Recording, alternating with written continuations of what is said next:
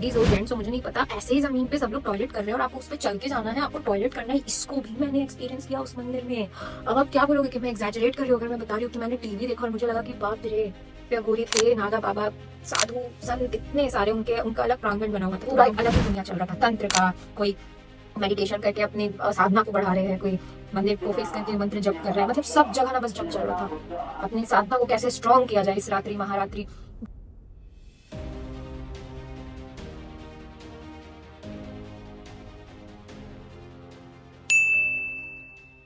मुझे कामाख्या की जो इतना सुंदर, इतना पावरफुल जो दर्शन हुआ ना, उसके बारे में मुझे नहीं पता कि मैं कहाँ से बताऊं, पर मैं ट्राई करूंगी, मैं अपना फुल ट्राई करूंगी। तो पिछले साल मैंने अम्बुबाची मेला का एक्सपीरियंस किया और हुआ कुछ ऐसा कि बहुत समय से ना यूट्यूब पे वीडियोस आए जा रहे थे कामाख्या को लेकर के, कामाख्या दर्शन, कामाख्या सीक्रेट्स, ये वो। और इससे पहले मेरा कभी ध्यान नहीं गया था देवी पे या इन टॉपिक्स पे। पर पता नहीं कामाख्या में ना ऐसा कुछ बात था जो, वैसे मैं कॉन्टेक्स्ट के लिए बता दूं कि मैंने इससे पहले जब शक्तिपीठ दर्शन की बात हो तो मैं ज्वाला देवी गई हूँ। अचानक से प्लान बना और ज्वाला देवी के भी मेरे दर्शन हुए। तो शायद यहाँ से वो जो एक उग्र, उग्र is not the correct word, तीव्र जो एक भाव मेरे अंदर उत्पन्न हुआ ना देवी को लेकर के, और मेरी लाइफ में बहुत सारी चीजें एकदम तीव्र गति से होना शुरू हुई। तो वो एक स्ट्रॉन्ग एक्सपीरियंस लेकर के, क्योंकि मैं ज्वाला देवी से वापस घर लौटी थी, तो इस कॉन्टेक्स्ट से मुझे ये समझ में आता है कि जरूर कामाख्या देवी इतना ज्यादा इंटरेस्टिंग मुझे इसलिए लग रही थी। तो मैं देख रही थी, मेरा दर्शन हुआ मार्च में और फिर अम्बुबाची मेला मुझे जून लास्ट में मैं गई। तो इस दौरान जो ये 2-3 महीने का जो पीरियड था, मुझे बार बार ना एक ही चीज आ रहा था, कामाख्या कामाख्या। पूरा यूट्यूब पिछले साल बस कामाख्या के बारे में बात कर रहा था, पता नहीं इतना ज्यादा अब सर्च कैसे हो गया था।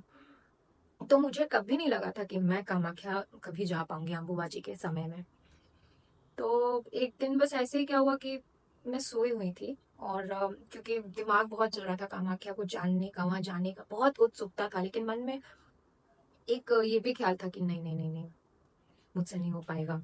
मतलब इस टाइप का ख्याल पता नहीं क्यों आया, लेकिन एक नो था, एक बहुत बड़ा नो था। उसके बाद मुझे तो ये भी लग रहा था कि शायद ना ये हो सकता है कि ऐसे एक थॉट हो, एक होता है ना वांट की जाना है, और लेकिन हम बस ऐसे ही सोचते रहते कि हाँ यार चलो ठीक है। लेकिन मुझे नहीं पता था कि सच में ऐसा हो जाएगा और मैं चली जाऊंगी। तो हाँ, कॉन्टेक्स्ट पे आते हैं, मतलब स्टोरी पे आते हैं। तो मैं बहुत सोच रही थी कि जाना तो है पर कैसे जाऊंगी, पैसे का इंतजाम ऑब्वियसली ट्रेन से तो पॉसिबल नहीं था, मैं कहाँ रहती हूँ दिल्ली, और वहां से कामाख्या मतलब पॉसिबल ही नहीं था। तो फ्लाइट के टिकट्स अम्बुबाची के टाइम बहुत एक्सपेंसिव हो गए थे, तो मुझे मतलब लगा ही नहीं था कि यार मैं कहीं से भी जा पाऊंगी। लेकिन एक बहुत स्ट्रांग कॉलिंग था। तो एक रात क्या हुआ कि मैं सोई थी और मुझे एकदम स्ट्रांग फील आया, बहुत ही ज्यादा एक स्ट्रांग फीलिंग आया कि मैं ना ना एक बहुत सुंदर घाट है और घाट के किनारे में मैं खड़ी हूँ और सामने पूरा नदी है और एक प्राचीन सा मंदिर, ऐसा ऐसा फील आया था, एकदम प्राचीन सा मंदिर है और एक पंडित है, वो सब कुछ जितना भी पूजा विधि है वो सब कुछ बाहर उन्होंने कर दिया, और बस उन्होंने बोला कि गर्भगृह में दर्शन नहीं हो पाएगा और तुम कामाख्या में हो, ऐसा पूरा सपना मुझे आया। मतलब देवी ने कॉलिंग, एक इनविटेशन दे दिया। उन्होंने बता दिया कि कामाख्या आओ, जरूर आओ, लेकिन अब ये बहुत किस्मत पे भी डिपेंड करता है कि दर्शन होगा कि नहीं होगा गर्भगृह का। बट ऑब्वियसली अम्बुबाची में हमें पता है कि गर्भगृह बंद होता है, तो दर्शन नहीं होगा। तो ये सपना में मुझे क्लियर हो चुका था। उसके बाद क्या हुआ कि मैंने ये बात मेरे हस्बैंड को बताया। उस समय मेरी शादी हुई नहीं थी, तो वो मेरे टू बी हस्बैंड थे। तो मैंने उन्हें बोला ऐसा ऐसा मेरे साथ, मतलब ऐसा सपना आया है और ऐसा ऐसा हुआ है, अब मुझे नहीं पता मैं कैसे जाऊंगी, क्या होगा। फिर कुछ दिनों के बाद ना आउट ऑफ नोवेयर मेरे मन में आया कि मैं अपने हस्बैंड को कुछ अनुष्ठान दूं, क्योंकि उनकी देवी के प्रति बहुत रुचि है और उन्हीं के मेरे लाइफ में आने की वजह से ऐसा हुआ कि देवी का मेरे लाइफ में बहुत ही प्रोमिनेंट एक सीट बोलते हैं ना, वो हो गया। तो मैंने ना उनको बस एक प्रेरित किया कि आप इस तरीके का कुछ संकल्प ले लो और कुछ अनुष्ठान कर लो। तो उन्होंने बोला अच्छा ठीक है चलो, मतलब वो क्लियरली अग्रीड हो गए। एंड मुझे नहीं पता मुझसे उन्होंने नहीं शेयर किया। कुछ टाइम के बाद ऐसा हुआ कि उन्होंने मेरी और खुद की फ्लाइट्स की टिकट कामाख्या की उन्होंने रेडी कर ली, और उन्होंने मुझे बताया, और उन्होंने बोला कि ऐसा ऐसा मैंने सोचा है, इसे करना है, अब हम वहां जाकर के करेंगे। मैं पूरी शॉक थी, मतलब एक होता है ना खुशी, मुझे वो खुशी बिल्कुल महसूस नहीं हो रही थी। पता नहीं मतलब क्यों, मतलब नहीं आप बता सकते हो।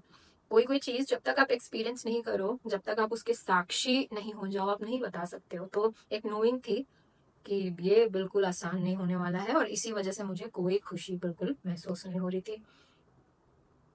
स्टिल मैं रेडी हो गई, सब कुछ रेडी हो गया, और मुझे एक नोइंग था कि पता नहीं क्या होगा। मैं गई, मैं गुवाहाटी पहुंची, हम लोग रात को पहुंचे, पूरे समय नींद नहीं आया। जो हम होटल पहुंचे, अब मैं आपको बताती हूँ कि देवी कैसे कर्म कटवाती है। जो हम होटल पहुंचे वो इतना फिशी, इतना खराब, मतलब मैं बता नहीं सकती हूँ। एक तो मेले के समय में सबके रेट्स एकदम, जो होटल आपको 1000-1500 के मिलते हैं वो रेट्स पहुंच गए थे 5000-6000, मतलब पागल जैसा रेट था। तो हमने अभी एक डिसेंट होटल ही बुक किया था, पर जब हम वहां पहुंचे हमारा दिमाग उड़ चुका था। मतलब जब हम वॉशरूम गए तो पूरा वॉशरूम ऐसे ही अनहाइजीनिक, मतलब कमोड में प्रॉपर पूप मैं कैसे बताऊँ वो थी। और कहीं और होटल चेंज भी नहीं कर सकते थे क्योंकि रात के 2 बज रहे थे। अब उस रूम में इतनी खराब एनर्जी आ रही थी, इतनी खराब मुझे मतलब महसूस हो रहा था एनर्जी की, मैं बता भी नहीं सकती हूँ। पूरी रात मैं सोई नहीं, और खुद से मतलब कोई टीम ने कुछ भी नहीं, मतलब ऐसे ही 10-15 साल के लड़कों को उस होटल में लगा दिया था उन्होंने, और टॉयलेट भी साफ नहीं करवाया, खुद से मुझे उसे फ्लश करना पड़ा। एंड मैंने एकदम संकल्प कर लिया कि अगले दिन तो ये होटल चेंज करना है। बस एक चीज अच्छा था कि एसी चल रहा था, लेकिन हम किसी संकल्प के लिए गए, हम अम्बुबाची जाना था हमें, कामाख्या देवी को एक्सपीरियंस करना था, हम उसके लिए गए। तो उसके बाद क्या हुआ कि अगले दिन हमारा था कि चलो अब दर्शन के लिए जाएंगे। पूरी रात मैं सोई नहीं, तो थोड़ा लेट उस दिन उठी, दिन में लेट नींद आया, तो जो 3-4 घंटा मैं सोई, उसके बाद हम निकले दोपहर के समय में। जैसे तैसे किसी ढाबे में हमें खाना मिला, मतलब एक होता है ना कि अच्छा होते हुए भी आपको वहां जाने नहीं मिलेगा, मतलब ये हाल था। बस इतना था कि एसी काम कर रहा था, मैं बता नहीं सकती हूँ। उसके बाद क्या हुआ, जैसे तैसे, वैसे ये सेटिंग कितना अच्छा, अभी तक मैं अंधेरे में बात कर रही थी। तो ऑटो के रेट्स बहुत एक्सपेंसिव थे। हम फिर भी जैसे तैसे पहुंचे, और उसके बाद पहुंच मंदिर हम पहुंचे, मतलब नीचे जो पुल था, पुल आता है उसके नीचे बस हम पहुंचे। अब वहां से वहां से है ना, हमें बहुत हैवी क्राउड था, और हमें बोला गया था कि आप खुद से क्लाइंब, मतलब खुद से चल करके आपको अब जाना है। तो इतने भीड़ में तो मुझे लगता है कि 1 से 1.5 किलोमीटर तो सिर्फ मंदिर के गेट तक एंटर करने के लिए हम पैदल चले थे। तो हम पैदल वहां चले, उसके बाद जब हम क्लाइंब हमने शुरू किया, इतनी गर्मी थी, लेकिन हम, मैं मेरे लाइफ में मैं ये पहली बार कर रही थी। 5-6 किलोमीटर की चढ़ाई थी पूरी पहाड़ी की। भीड़ इतना ज्यादा कि वो ऐसे करके पुश कर रहे हैं, ऐसे करके पुश कर रही है, और उसमें गर्मी, वो भी ह्यूमिडिटी वाली गर्मी।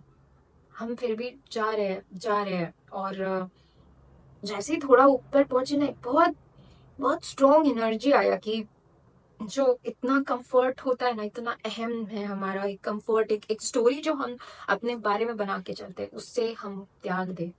ये भाव तब तो समझ नहीं आ रहा था, लेकिन होता है सटली, उसको एक्सपीरियंस कर पा रही थी मैं। बहुत सारे अघोरियों को मैंने देखा साइड में, वो बैठे हुए थे, उन्हें तो पता भी नहीं कि खाना कब मिलेगा, क्या मिलेगा, बस वो वहां बैठे हुए थे, और लोग जो आसपास आ रहे जा रहे थे उन्हें कुछ ना कुछ दे रहे थे। तो थोड़ा चलते चलते थक जा रही थी, तो उनके बगल में जाके खड़े हो जा रही थी, और बातें सुन रही थी कि वो क्या बातें करते हैं लोगों से, और उन्हें देख रही थी वो कैसे थे। वो तो अपने नशे में धुत थे, उन्हें तो होश भी नहीं था कि वो कहाँ है, वो बस थे, वो मग्न थे। तो ये भी एक लाइफ है। बड़ा ईगो पे ऐसे ऐसे ऐसे ऐसे करके वार हो रहा था, मतलब अब तक हम कहाँ कंफर्ट में रहते हैं, सब कुछ कितना, एसी चाहिए, प्रॉपर बेडिंग चाहिए, प्रॉपर ये क्लीनिंग चाहिए, और जब आप चढ़ो यहाँ पे तो एक दूसरे से टकराओ, एक दूसरे के मतलब पसीना आपको टच होगा। और साथ ही ऐसे लोग भी है, ऐसे अघोरी भी बैठे हुए हैं जो, जिन्हें पता भी नहीं कि खाना कब आएगा, कुछ भी नहीं पता, वो बस अलग ही धुत है अपने दुनिया में। और जब आप इन चीज़ों को देख रहे हो, एकदम डीपली समझ रहे हो, और इस एक एक एक ऐसा एनर्जी ना जो आप इस तरीके से घूमता हुआ जा रहा है और आपके ईगो पे ऐसे करके मार रहा है, वो तो पूरे पहाड़ पे वो फील हो रहा था। तो हम जाते गए, और बस कुछ नहीं, हम बस कामाख्या मंदिर के प्रांगण में पहुंचे, और पूरी भीड़ बस मंदिर के प्रांगण तक ही पहुंचने की थी, क्योंकि ऑलरेडी गर्भगृह बंद था। तो एक सीढ़ी लगी हुई है, और रात का समय था, 12:30 बज रहा था, शायद 11 बज रहा था, रात के 11 बज रहे थे। तो हम गए मंदिर में और पूरा भीड़ था, लेकिन हम स्टिल वहाँ सीढ़ियों के पास सामने जाके बैठे, और थोड़ा सा मैंने ट्राई किया कि मैं मेडिटेशन करूँ, इस एनर्जी को फील करूँ। लोग तो परमिशन मांग के ऑलरेडी जो गर्भगृह है उसके बाहर ऑलरेडी जप कर रहे थे, स्पेशल परमिशन मिलती है, तो वो महीनों पहले शायद ले लिए हो, हमें तो मिला नहीं। तो हम दूर पीछे जो सीढ़ियाँ है वहां जा करके हम बैठ गए मेडिटेशन में, और नीचे पूरा भीड़ दिख रहा था, और काफी भीड़ थी। उसके बाद एक एनर्जी महसूस हुआ, मतलब क्या बताऊं मैं, एक बहुत स्ट्रॉन्ग एनर्जी जो डाइल्यूट, मतलब एक होता है ना डाइल्यूट करना, आप हो ही नहीं, अभी आप कुछ और हो गए हो। और साथ में इतने सारे वहां पे अघोरी थे, नागा बाबा, साधु संत, इतने सारे, उनके उनका अलग प्रांगण बना हुआ था, तो वहां भी हम गए।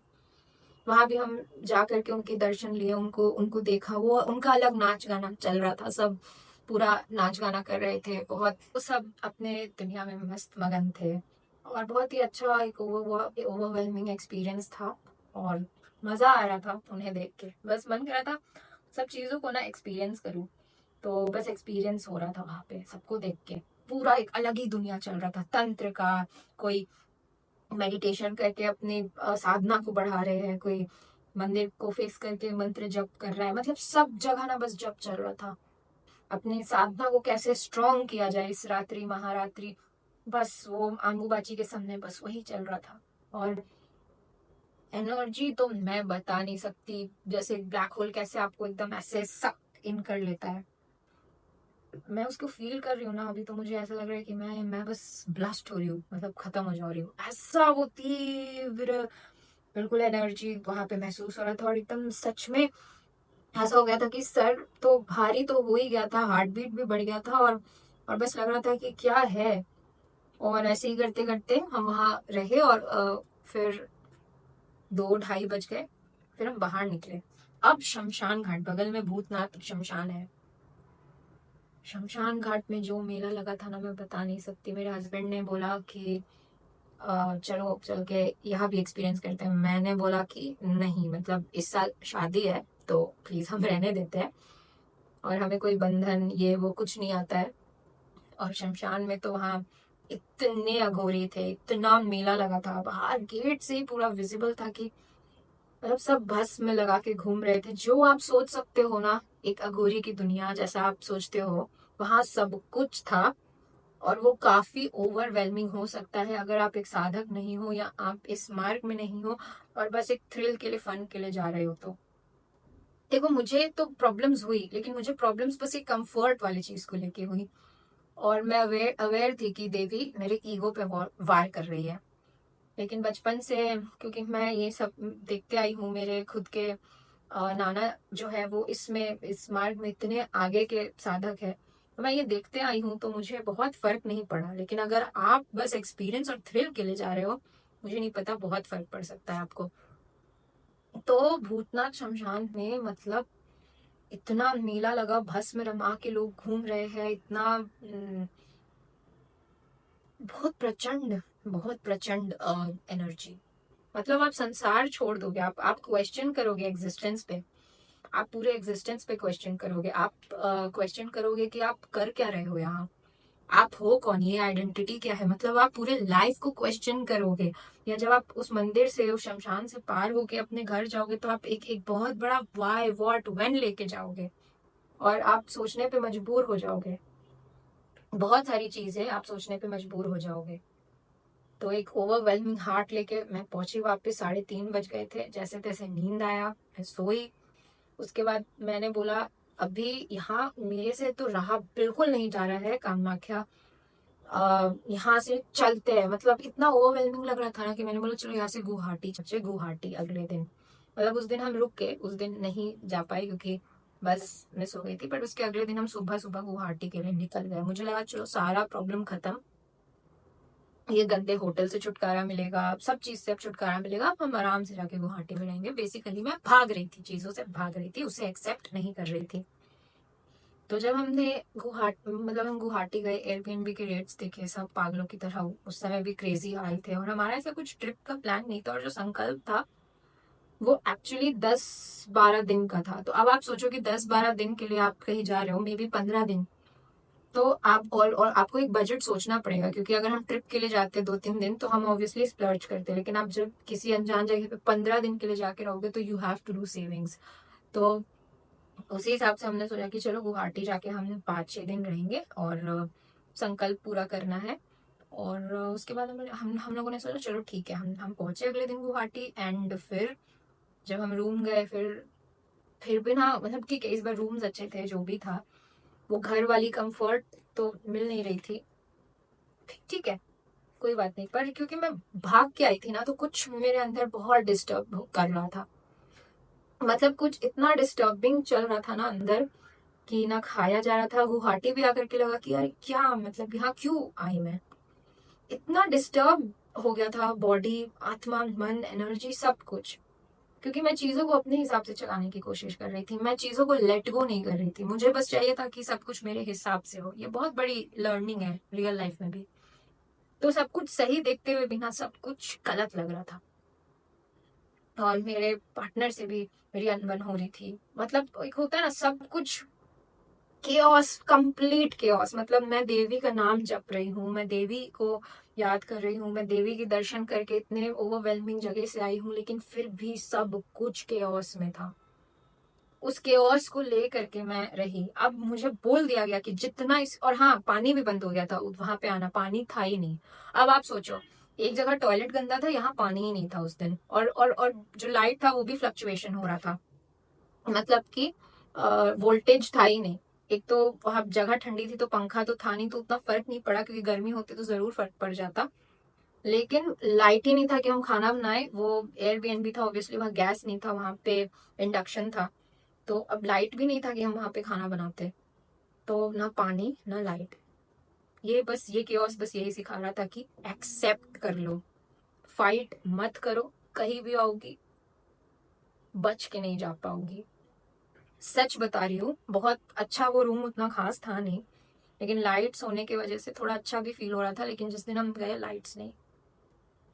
कोई बात नहीं, चलते रहा। ये चीज, खाने में दिक्कत, रहने में दिक्कत, कुछ ना कुछ रोज, जब तक एक एक्सेप्टेंस नहीं आया चलते रहा। जैसे एक एक्सेप्टेंस आ गया ना कि अरे चलो ठीक है अब देवी जो करा रही है, मतलब उस हालत में भी, मतलब एक ऐसा हालत हो गया कि यार मतलब बस कैसे भी चावल बॉईल कर रहे हैं, भिंडी उसमें काट के डाल रहे हैं, और बॉयल भिंडी चावल बस ऐसे ही क्योंकि खाए जा रहे हैं। कितना बार का खाएंगे, अब पेट भी साथ नहीं दे रहा था। एक 5-6 दिन हो गए थे घर से निकले हुए बाहर। तो हमने सोचा इंडक्शन है, सब कुछ है, खुद से बनाएंगे, खुद से खाना बन भी नहीं रहा था, ऐसा लग रहा था किसी ने श्राप दे दिया है, श्राप डाल दिया है। फेस करना है, मतलब करना है। और ये बात समझ में आ गई थी, तो अब हम एक दूसरे को किसी भी चीज के लिए, किसी भी मिसहैप के लिए, किसी भी फीलिंग के लिए ब्लेम नहीं दे रहे थे। उसके बाद अम्बुबाची खत्म हुआ, और फिर हम गुवाहाटी थोड़ा बहुत जितना घूम पाए, एक्सप्लोर कर पाए। ओवरऑल अच्छा एक्सपीरियंस रहा, मतलब ठीक है, अब क्योंकि एक्सेप्टेंस आ गया तो सब कुछ अच्छा ही लगने लगा। और जैसे ही अच्छा लगने लगा तो फिर अच्छा, मतलब केओस में भी शांति मिल रही थी। मैं बताती हूँ ना, एक्सेप्ट कर लो, और जो चीज आपको चाहिए कि अब आपको शांति से रहना है, तो आप केओस में भी अगर आप शांति से ही रह रहे हो तो केओस में भी शांति मिलेगा, तो केओस में भी शांति मिला। फिर हम वापस पहुंचे गुवाहाटी, और इस बार जब हम बोले कि चलो अब अनुष्ठान का लास्ट चरण है हमारा, ये जाके वैसे भी कामाख्या में कंप्लीट करना है, हम गए कामाख्या। इस बार आप बिलीव नहीं करोगे, जैसे ही एक्सेप्टेंस आ गया हर सिचुएशन का, सब कुछ बहुत अच्छा होने लगा।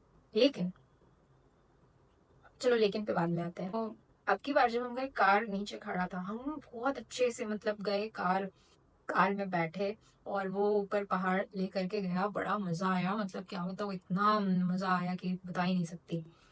उसके बाद फिर लग रहा था अभी, मतलब जो पहाड़ हम 5 मिनट से भी कम में चढ़ गए, वो पहाड़ मेले में 2.5-3 घंटे लगे थे, उससे भी ज्यादा, 5 घंटे, शायद 4 घंटे, 4 घंटे पक्का। हाँ, उस दिन तो मैंने, जब चढ़ाई कर रहे थे पैदल आम्बुबाची वाले दिन, तो उस दिन अघोरी महागुरु मणिकंदन जी के भी दर्शन हुए। वो पीछे कहीं दूर ऊपर पहाड़ पर उनका टेंट था, उनके शिष्य थे, और वो सीढ़ी से नीचे उतर उतर रहे थे। क्या वो प्रचंड उनकी एनर्जी है, मतलब उनकी एनर्जी बहुत बहुत प्रचंड है, बहुत। जैसे वो दिखते हैं ना, उनका ऑरा तो उससे भी ज्यादा आपको एकदम डरा देने वाला, ईगो को इस तरीके से मारने वाला उनका ऐसा ऑरा है। तो अब की बार इतना अच्छा से हम कार से 5 मिनट में ऊपर चढ़ गए। फिर क्योंकि लाइन लगी थी, दर्शन इतना आसान नहीं है, हमने देखा बहुत लंबी लाइन थी लोगों की, दर्शन नहीं हुए, कोई बात नहीं, पता था हमें दर्शन नहीं होंगे। लेकिन वहां पे ना मैं ध्यान में बैठी और मेरे हस्बैंड अपना कुछ कुछ कर रहे थे।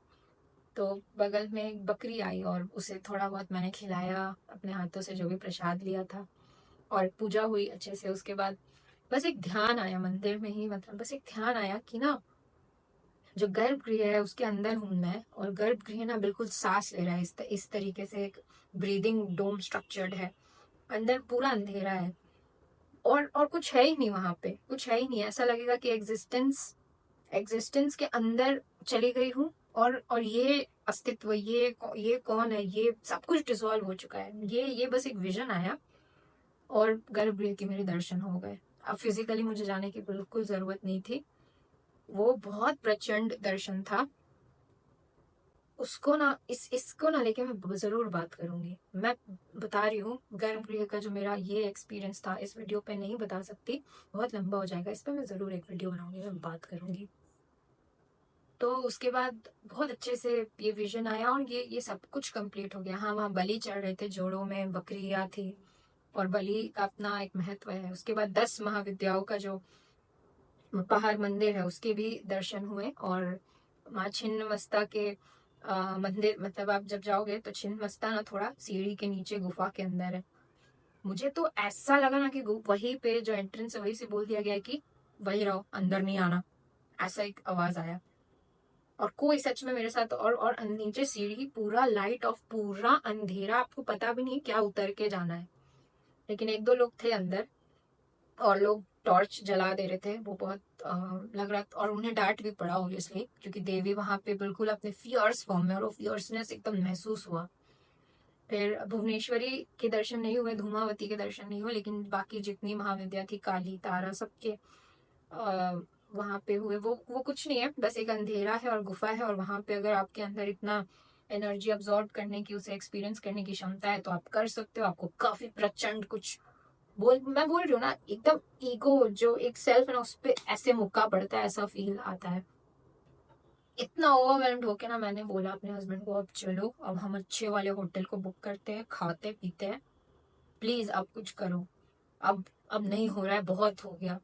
और लकीली फिर उस दिन इतना अच्छा हमें होटल इतने अच्छे रेट पे मिला, मतलब जब हम अंदर गए और हमने टीवी ऑन किया, उसमें बाहुबली चल रहा था। मतलब हमें लगा कि यार इसे टीवी बोलते हैं। आपको लग रहा होगा मैं एग्जैजरेट कर रही हूँ, पर जो फीलिंग, जो डेथ टू सेल्फ इतने दिन में एक्सपीरियंस हुआ ना। अरे हाँ, मैं तो एक बात बताना भूल गई।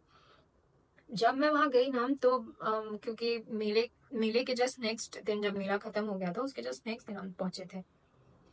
टॉयलेट था वहां पे, पर कोई चप्पल नहीं। अब आपको टॉयलेट खाली पैर जाना है, वहां पे पूरा टॉयलेट बह रहा है, मतलब जो लेडीज हो जेंट्स हो मुझे नहीं पता, ऐसे ही जमीन पे सब लोग टॉयलेट कर रहे हैं, और आपको उस पर चल के जाना है, आपको टॉयलेट करना है। इसको भी मैंने एक्सपीरियंस किया उस मंदिर में।